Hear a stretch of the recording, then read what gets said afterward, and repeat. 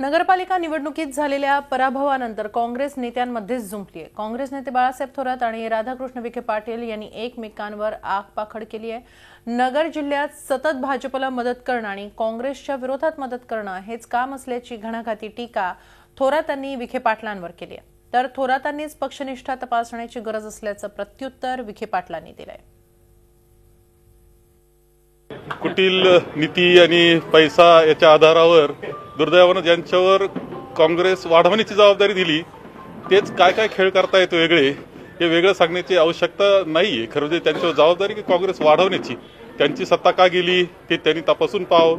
पण जिल्ह्यात सुद्धा भाजप बरोबर जाणं किंवा विरोधी जे आहेत काँग्रेसच्या त्यांना मदत करणं या सगळ्या गोष्टी ते करत आलेले आहेत। आम्ही त्यावर फार बोलत नाही कारण त्यात काँग्रेसचंच शेवटी कमीपणा होता असं आम्हाला वाटत असतं।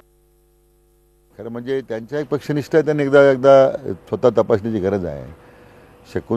शकुंतला थोरातांच्या विरोधात काँग्रेसच्या उमेदवार होत्या। आपण घोडाचिन्ह घेऊन बंडखोर म्हणून निवडून आलात, मग त्यांना त्या विसर पडलेला दिसतोय।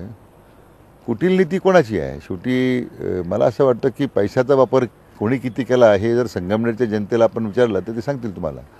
पण मला त्या विषयात जायचं नाही। महत्त्वाचं की माझ्या विधानसभेच्या निवडणुकीतही जाहीरपणे ज्या काही संगमनेरची मतदारसंघातली गावं जी नंतर माझ्या मतदारसंघाला जोडली गेली ती राजरोजपणे त्यांचे कार्यकर्ते शिवसेनेचे फलक लावत होते, त्यांचं काम करत होते। हे अजूनही घटना ताज्या आहेत की तुम्ही इतक्या वर्ष मंत्रिपद भोगलात, मंत्रिपदावर राहिलात, एवढे मोठी पदं मिळाली तुम्हाला शासनामध्ये।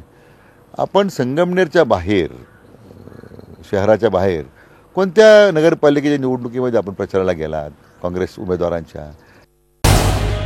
झी 24 तास रहा एक पाऊल पुढे।